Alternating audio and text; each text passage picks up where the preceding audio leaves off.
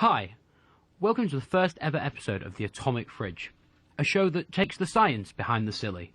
Your hosts this week are me, Andrew Connell. Me, Tobias Borman. And me, Joseph Scott. And we're being joined by a special guest from the physics department, Dr. Sergei Kofanov. Okay, I'm Sergei Kofanov. I'm a lecturer in physics department and member of ultra-low temperature laboratory here in Lancaster University. Thank you very much. I'm going to pass over to my colleague now, Toby, to ask Sergei some questions. So Sergei, please tell us about your current work. Just what we're doing here in Lancaster University, we're trying to implement nanomechanical objects into the quantum fluids. So, for instance, imagine that you have a guitar string, but you squeeze this string down to almost to atomic scale. So the width of our guitar strings, it's about 100 atoms, and the length several thousands of atoms. And these strings can still vibrate under the low temperatures. And by using this string, we're trying to explore the quantum fluids. Why we need it? So first of all, it's a very sensitive tool for probing these fluids. When I'm talking about quantum fluids, I'm talking about helium-3 and helium-4. In particular, helium-3, which is a very unusual media and able to demonstrate a lot of interesting physics. And the second interest, the second part of our interest, is to cool down these nanomechanical objects down to the quantum ground states. And we need this for quantum computing. It can be element of the delay line or memory for the quantum computing applications. So, wow.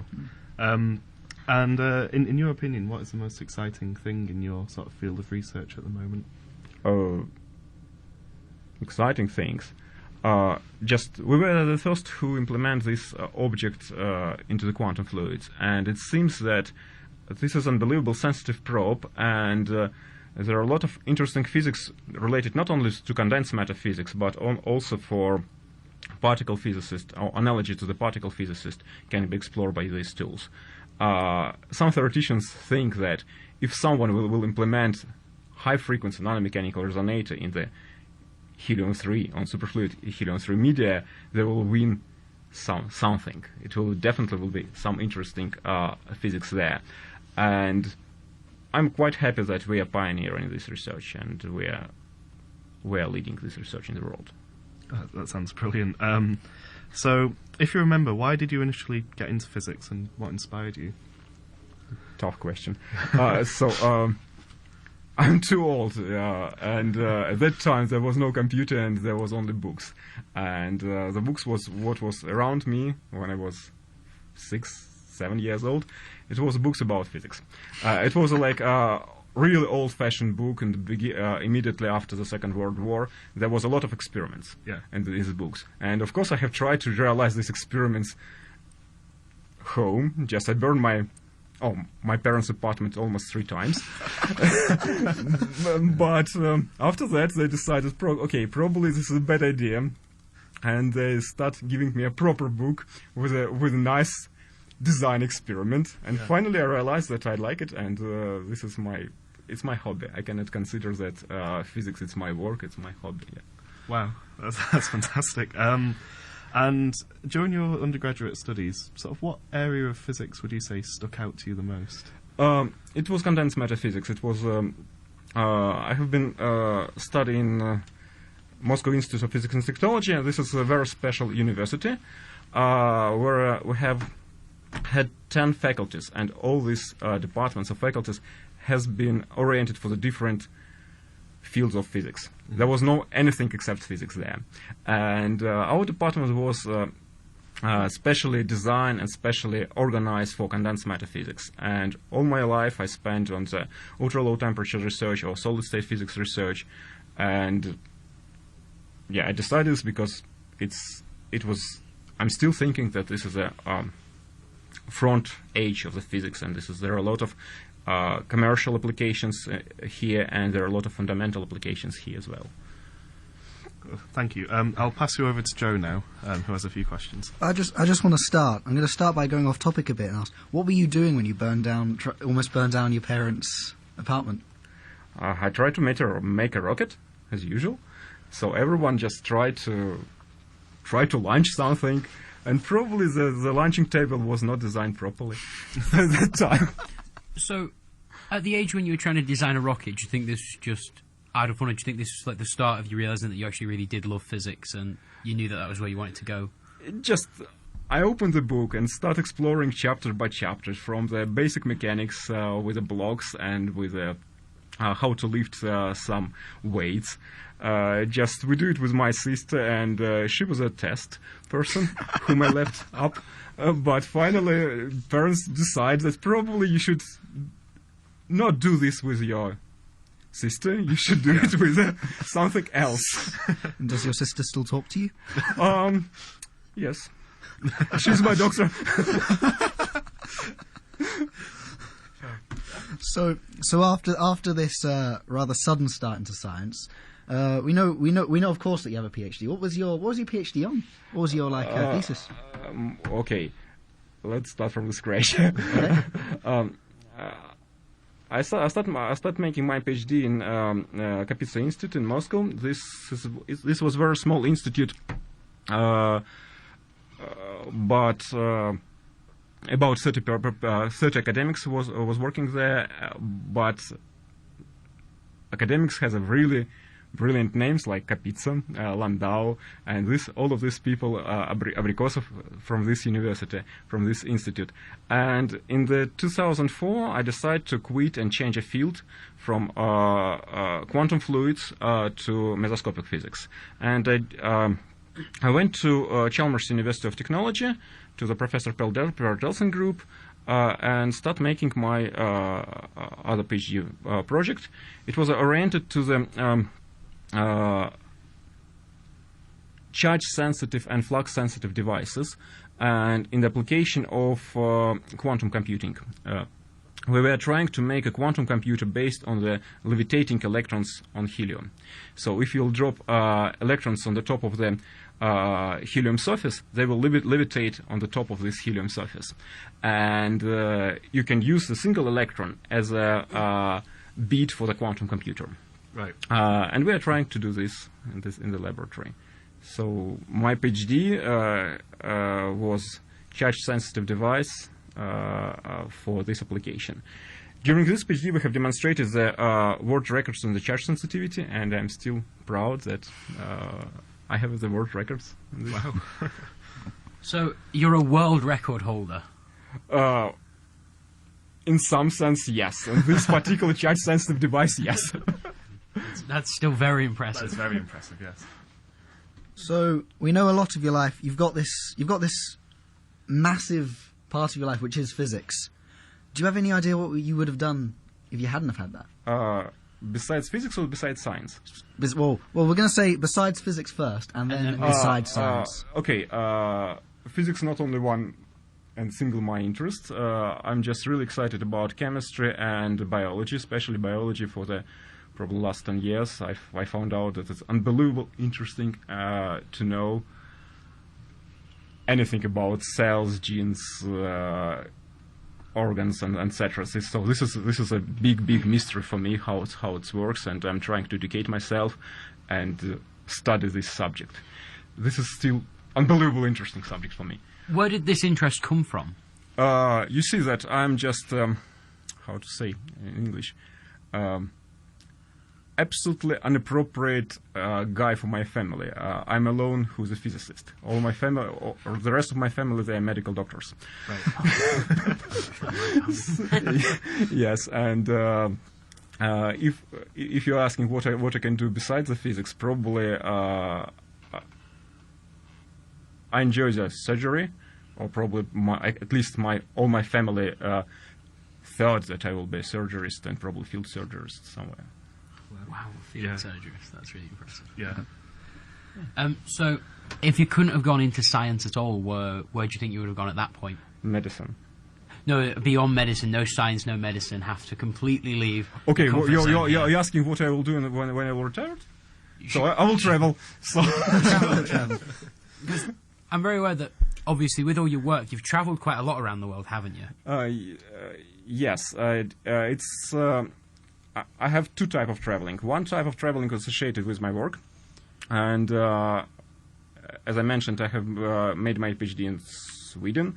My first postdoc was in Finland in the Jukka-Pekkala group. After that, I decided to go to Japan, spend some time in Japan, in Australia, and now I'm here. But besides of this, let's say, research trips, I have had a lot of interest in the culture trips, and I have about 75 countries what I have visited and explored, and has been trapped there, etc., etc. Oh my goodness. So, if you had to pick a few particularly great moments from these culture travellings or work travels, what do you think has been some key defining moments for you? You mean in the as a topic of the culture shock, or Just things that stick out particularly to you, things that you've enjoyed. Not. I couldn't say that I particularly enjoyed on some particular moment, but let's say about key points. One of the key points was a Tohoku earthquake in Japan, and it was 2011, I guess, and it was a huge culture difference. I have seen how the people just shopping after the earthquake. There was no panic. There was no anything, and it was a lot of aftershocks. And Japanese people just leave the basket on the floor. Everyone just quit from the building. Wait, half an hour. Come back, take the basket, and continue shopping. So it was very calm, and even that there was no electricity for a few days. There was no water. There was no queues everywhere. Everything was sorted out and organized very naturally, and there was no any catastrophic disaster, let's say. So do you think, hypothetically, if we were to get something like that here in England, we would have the same reaction? I don't know. Or would you be much more like to see a mad panic? I have seen the panic on the other European countries, like Sweden, for instance, and I can imagine that I would expect the same reaction here in UK. So you've mentioned that obviously you spent time in Sweden and you spent time in Finland. Do you think that the Nordic countries and Scandinavian countries, particularly to you, you enjoy being in those, or is it just being fortuitous that's where you spent time?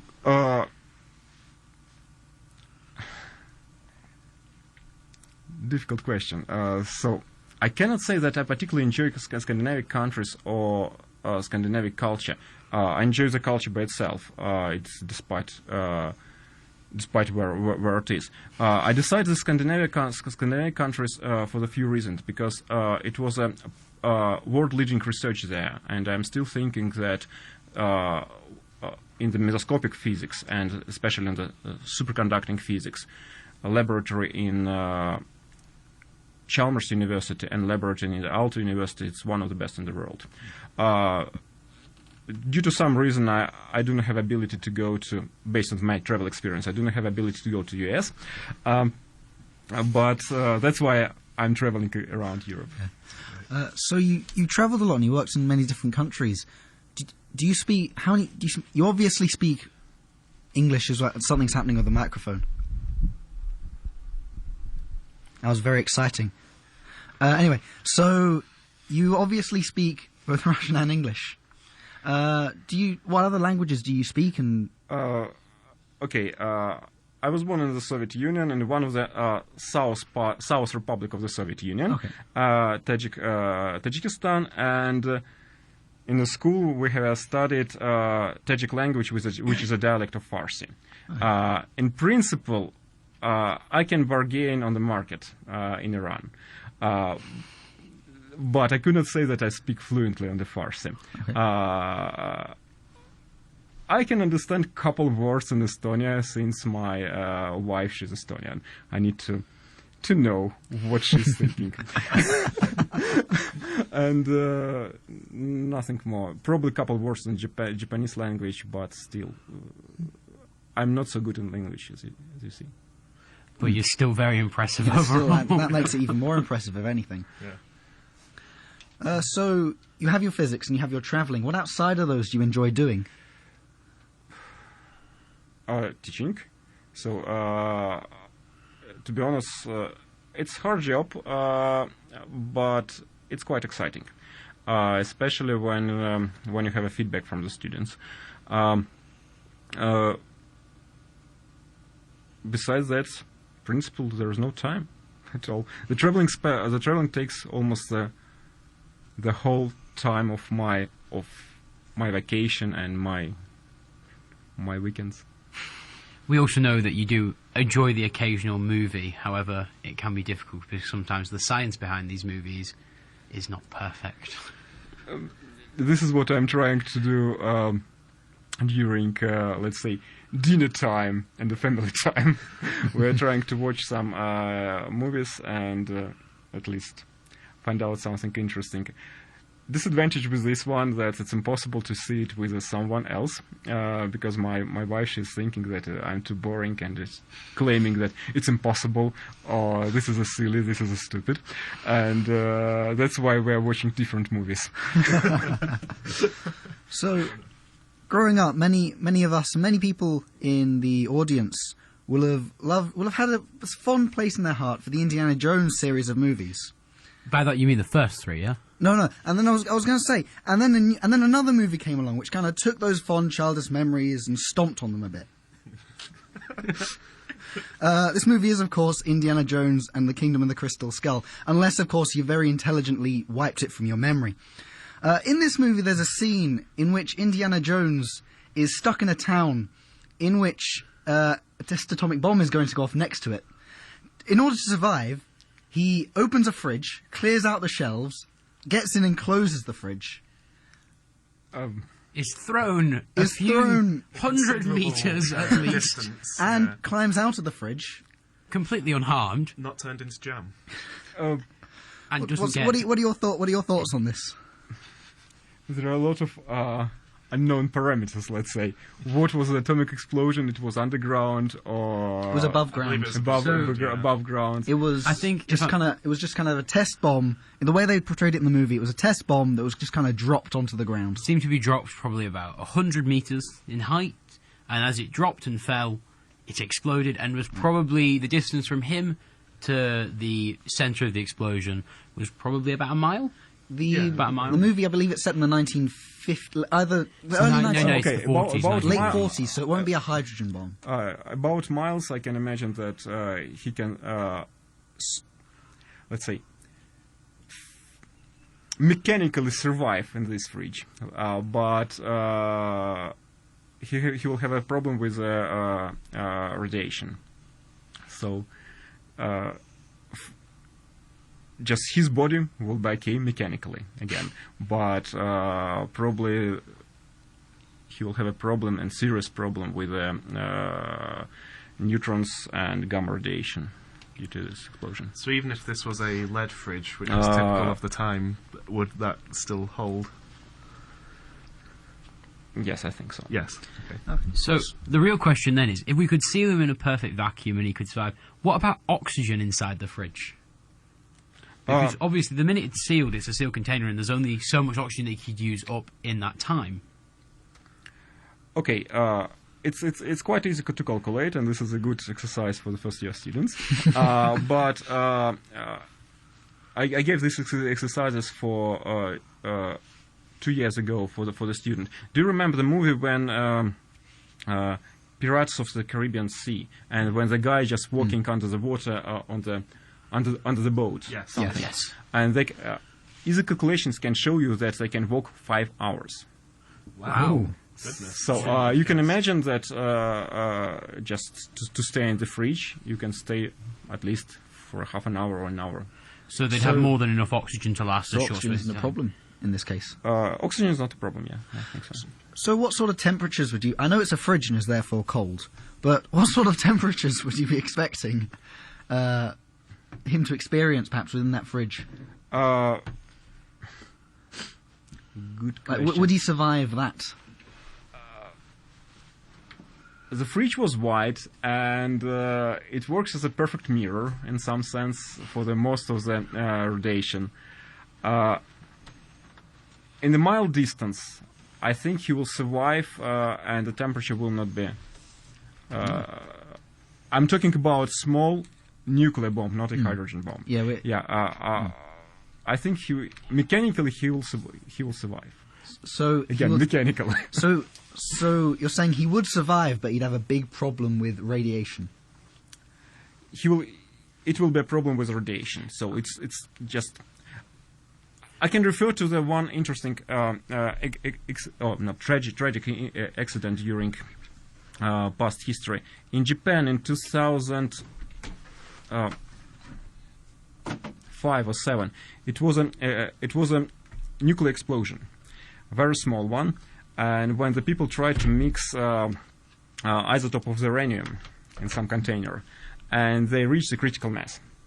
So there was no nuclear explosion, but it was a huge emission of the neutrons, and there are about 600 person has been injured due to this one. So this is the main problem was, or the main factor of the nuclear explosion. Okay. So if this movie was set, say, 10 or 20 years later, and that had been a hydrogen bomb, as opposed No chance. to no chance at all, just everything is gone. It's 3 orders of magnitude more powerful. So, to add to what we've been discussing then, the fact that he could survive in the fridge, would it benefit him, because obviously you've already said he might have 5, 6 or 7 hours of oxygen, would it benefit him to stay much longer in the fridge and hope that the radiation would obviously, the levels would decrease? Because obviously in the movie he steps out of the fridge instantly, being in the situation for no more than a minute. So Yes. obviously his radiation levels are, after a minute of the explosion, are going to be very, very high. You're right that he need to stay in the fridge longer time, at least couple hours to avoid the high level of radiations. The problem was with the nuclear bomb that there are a lot of isotopes, poisonous isotopes around, and when he will breathe these isotopes, it's impossible to remove it from the body. Right. So say you were in that position, would you have chosen a fridge, or is there a different sort of household appliance that you would have chosen? Or say something else you could have done. Would that have been your course of action to try and give yourself the best chance? During of my survival? trip, I'm trying to avoid this situation, but I need to jump to the fridge. Because obviously, if you end up in this situation, though, and there's no way out, you have to think of probably the most effective way. And obviously, in the case of Indiana Jones, what he must have been doing is, obviously it's a movie, so he wasn't really thinking anything, he was told to do it. But in the case of the movie, Joe, in the case of the movie, obviously the logic was that the fridge was how he could survive there and then, but long term, obviously, there's going to be negative effects. Is there any way to placate the long term negatives to make it so that long term he might not be so ill? Guys, it seems that you're preparing yourself for the nuclear war. It's good advice. We give practical advice on our show. So, If you're ever stuck near a nuclear explosion, get in a fridge. No, you need to find some trench and just jump into this trench, because as you see, as you mentioned, that this is an under the ground explosion, and all the lights and all the acoustical wave will propagate parallel to the ground, and if you'll just in some trench under some protection, your radiation level will be much lower. So, could we consider that one of the more perfect solutions is what you do is you get your fridge, And you put it in the you trench. put it in a trench, Yes. then you close your fridge in the Yes. trench, and then relatively then You live you'd in the be fridge. much, much safer. Yes. It will be better. I mean,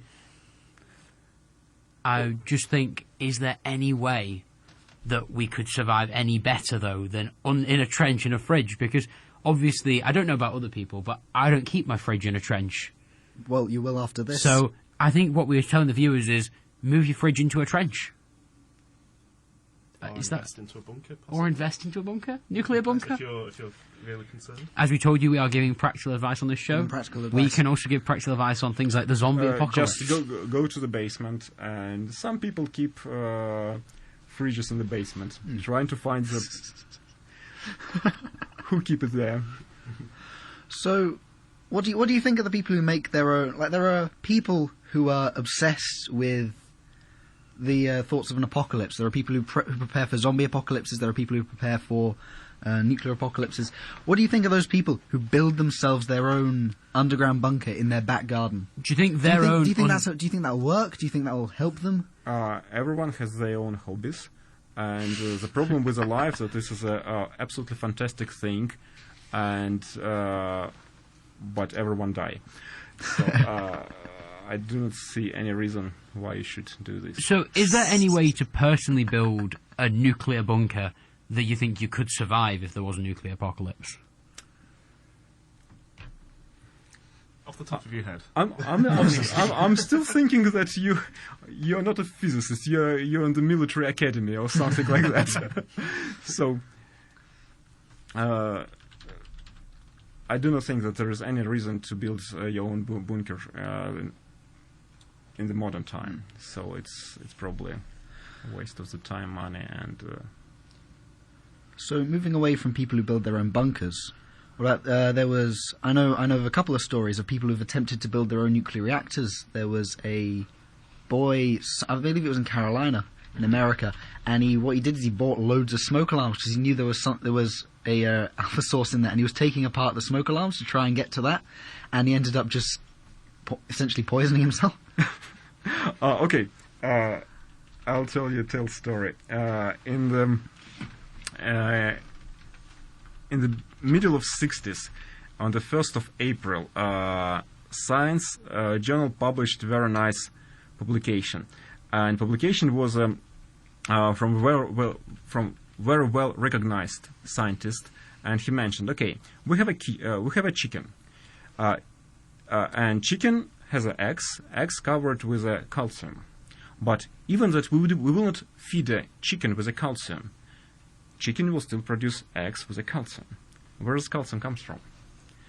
And after certain logical explanations, he mentioned that, okay, inside chicken we have a nuclear fusion from potassium to the calcium. And, okay, 1st of April, everyone thought that this is a joke. But there are a couple people realized, okay, it's possible to create fusion reactor called fusion reactor, and they're still investigating this and doing this. There are a lot of crazy ideas how they're trying to do this. They're trying to use the cavitation in the liquid, in the water, etc. And sometimes you can find out this publication on the web, like, okay, cold fusion reactor based on the heavy water or something like that. Okay, consider this as a hobby of these people and just laughing about this. So let's go back for a second and talk about education, because you always said you like being a teacher.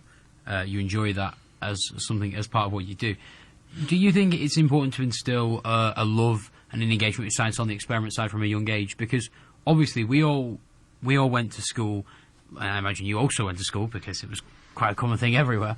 But in the sense of when you go to school and do science at an early age, I don't know about the rest of you, but there's a lot more focus on experiments at the very start of school, and then suddenly it becomes all theory at A level. Do you think it's more important to keep that experimental side of things going to divulge like things like the rockets that you did yourself? This is what I'm trying to introduce here and to do here in Lancaster. I'm trying to show or demonstrate some experiment during each lecture, because physics is not a formula. Physics is experiment, and I'm really enjoying to do something for the students, and really enjoying when the students just do this and help me to organize some experiment. This is especially important for the undergraduate studies, so for the second year, when it's necessary to demonstrate some key experiment for audience, and this is a part of my activities during this year, and I have found a lot of experiments.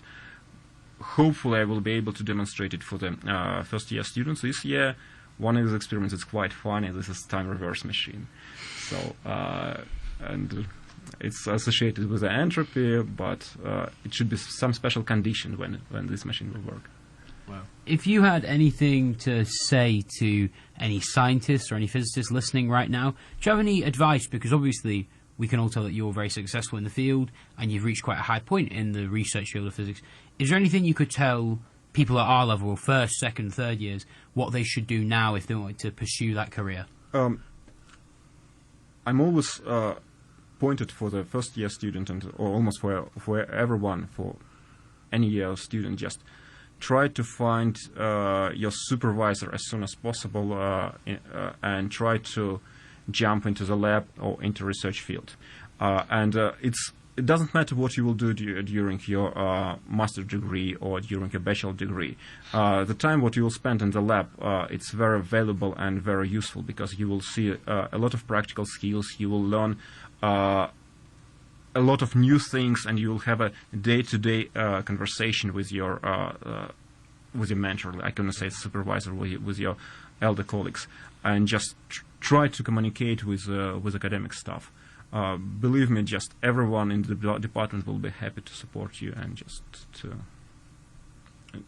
to teach us you in this field. I know that something that might feel a lot of young, especially undergraduate students, might feel is holding them back is when they look at recent papers. There, like when we were trying to research a bit of your work, so we would understand what would happen, what you were going to say, and we tried to read a paper, and it didn't go well for us. This is a problem of all modern papers. Yeah, and don't worry, I don't understand the modern papers as well. If you're not in the field, just if you have a question, any question, you always can find a person who will explore this to you. As an example, currently I'm external examiner for one of the PhD theses, and I start reading theoretical part. Read about 2 pages, jump to the 3rd pages, and I cannot understand any single symbol there at all. So I just jump to the theoretical department, find the guy who can explore this to me, explain this to me, and find out that he couldn't understand this formula as well. So you always need to communicate with the people and try to teach yourself and learn new things by yourself. Yes, that's quite an important part of physics that probably many people who don't do physics don't understand, is that when you get to something kind of your level, you quite specialize.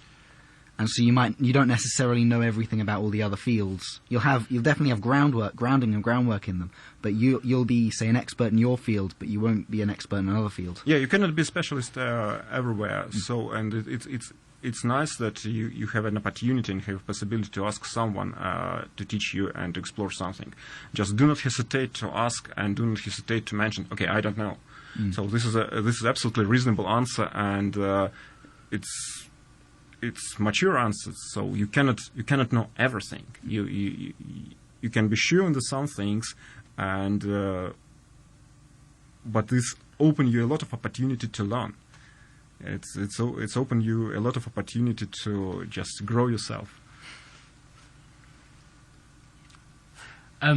Well, thank you very much for coming on, Sergey, and I feel like we're starting to come to a close of all our questions now, unless anyone else has any more questions for Sergey. No. So, what we're going to do now is we're going to just play one of Sergey's song choices. Sergey, would you like to introduce the song you chose? Just another brick to the wall. In principle, this song is slightly younger than I am, but I think it keeps the same sense of humor for this radio station. Well, thank you very much for joining us. This is all from me, Joe, and Toby today, and thank you for listening in. Please tune in next week at the same time. Thank you. Okay, thank you. Goodbye.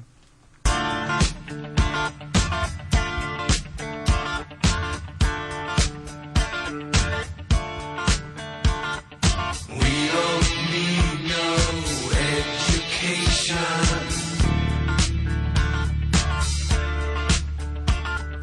We don't need no thought control.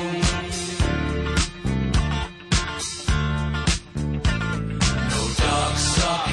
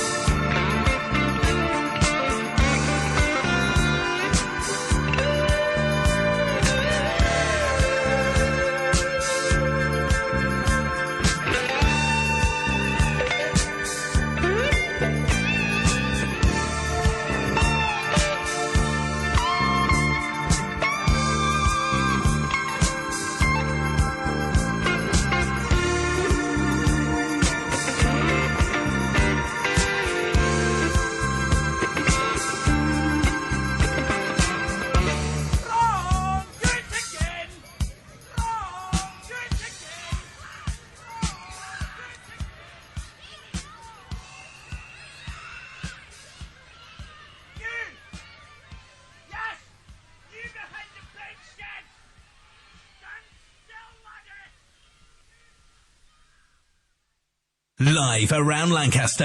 87.7 Bale Rig FM.